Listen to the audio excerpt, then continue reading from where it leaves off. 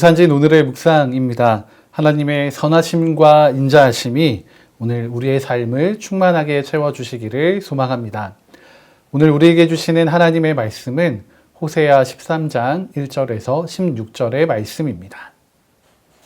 에브라임이 말을 하면 사람들이 떨었도다. 그가 이스라엘 중에서 자기를 높이더니 바알로 말미암아 범죄함으로 망하였거늘 이제도 그들은 더욱 범죄하여 그 은으로 자기를 위하여 우상을 부어 만들되 자기의 정교함을 따라 우상을 만들었으며 그것은 다 은장색이 만든 것이거늘 그들은 그것에 대하여 말하기를 제사를 드리는 자는 송아지와 입을 맞출 것이라 하도다.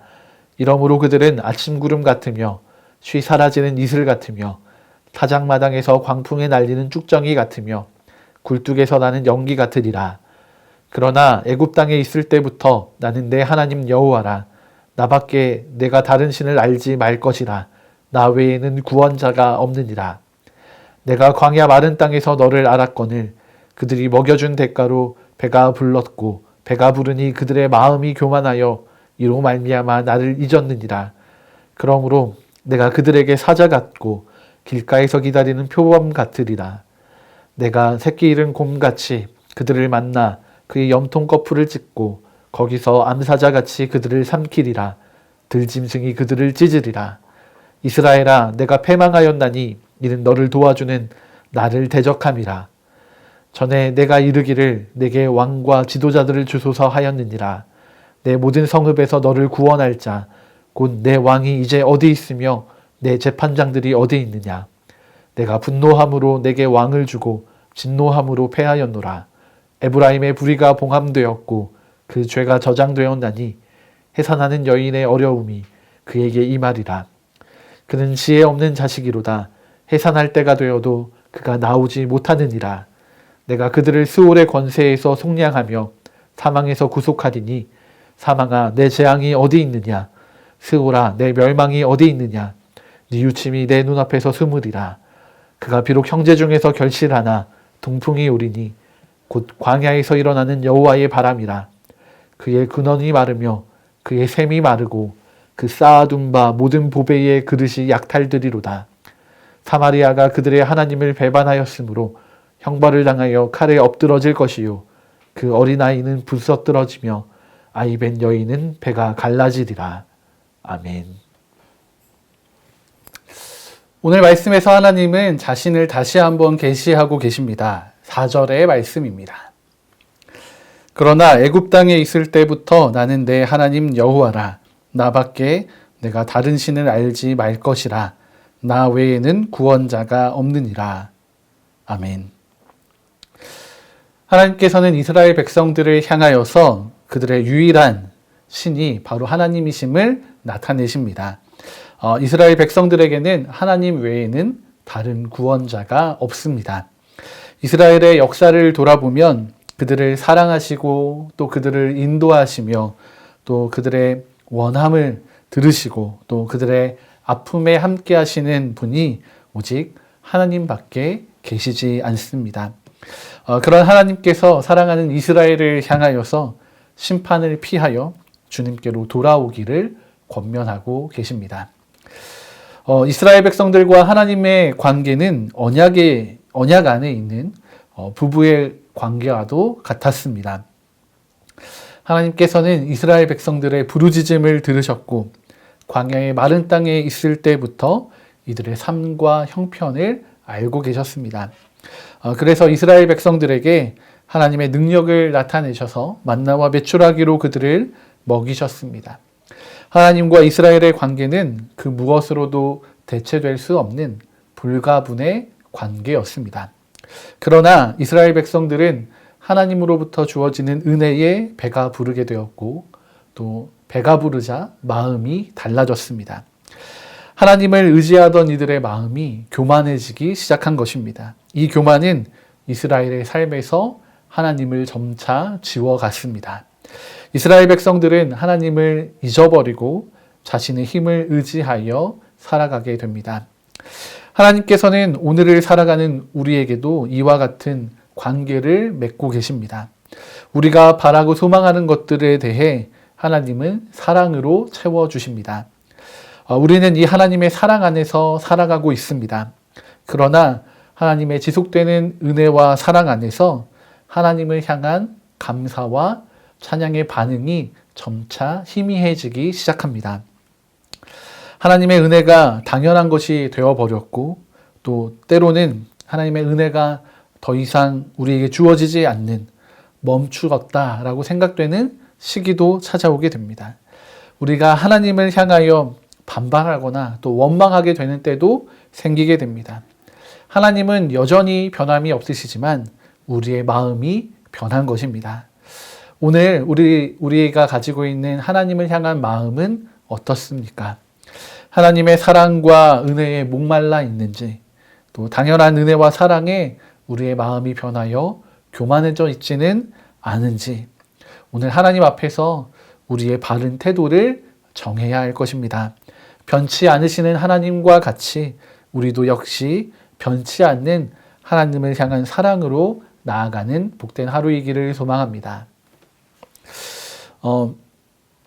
하나님과의 틀어진 관계는 결국 이스라엘 백성들을 멸망 가운데로 내몰았습니다. 12절의 말씀에서 하나님께서는 이스라엘 백성들의 죄악을 모두 기록하여 가지고 계시다 말씀하십니다.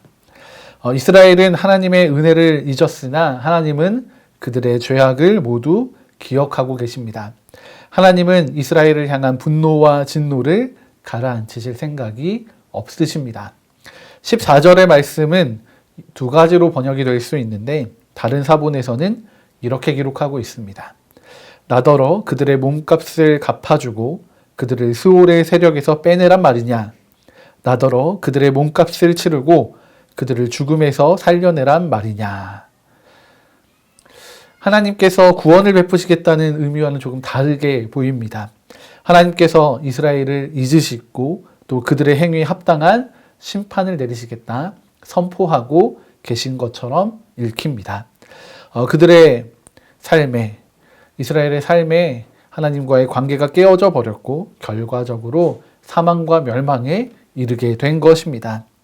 하나님께서는 우리의 모든 것을 알고 계십니다. 그래서 우리의 행위에 따라서 우리를 심판하시고 보응하시는 하나님이십니다. 이스라엘의 행위는 하나님을 향한 대적이었고 또 그 행위에 따라 말씀 가운데 멸망과 심판이 예고되고 있는 것입니다. 이렇게만 바라보면 하나님이 우리의 죄를 드러내시기 위해 우리의 일거수일투족을 감시하시는 분처럼 여겨집니다. 그러나 하나님은 우리의 죄를 밝히기 위해 우리를 감시하시는 분이 아니십니다. 오히려 반대로 우리를 사랑하셔서 우리의 모든 순간에 함께 하시는 분입니다. 우리의 모든 순간이 하나님의 마음에 새겨지게 되는 것인데 그것이 너무나 안타깝게도 죄악으로 새겨지게 되는 것입니다. 그런 하나님의 사랑을 오해하고 하나님을 떠나려 하는 우리의 연약함이 있습니다. 이 오해로부터 하나님과의 관계가 깨어지게 되는 것입니다. 우리를 가장 깊이 아시고 이해하시는 하나님을 향해서 우리는 믿음과 감사로 나아가야겠습니다. 하나님과 이스라엘은 언약의 관계로 아름다운 부부의 모습과도 같은 관계였습니다. 하나님은 이스라엘을 사랑하셨고 또 그들의 부르짖음을 들으사 놀라운 역사를 나타내 주셨습니다. 이스라엘도 그런 하나님을 찾았고 또 하나님께 부르짖었으며 하나님만을 섬기고 믿고 따랐습니다. 그런데 이 관계가 깨어졌습니다. 하나님은 선하시고 사랑이 많으신 분이시지만 동시에 공의의 하나님이심을 기억하시기 바랍니다. 하나님께서 정하신 죄의 대가를 우리는 반드시 치르게 되어 있습니다. 이렇게 되면 우리는 더 이상 언약의 백성으로 살아갈 수가 없습니다. 이것이 얼마나 슬픈 현실이 되겠습니까? 그러나 우리가 회개하고 돌이킬 때에는 하나님은 우리를 위로하시고 회복하십니다. 이사야 43장에서 하나님은 우리의 지나간 것을 기억하지 않으시겠다 말씀하십니다. 그리고 우리에게 새 일을 행하시겠다고 약속하십니다. 오늘 우리가 하나님과의 바른 관계를 가지고 또 깨어져 있는 언약을 회복하는 하루가 되기를 소망해 봅니다.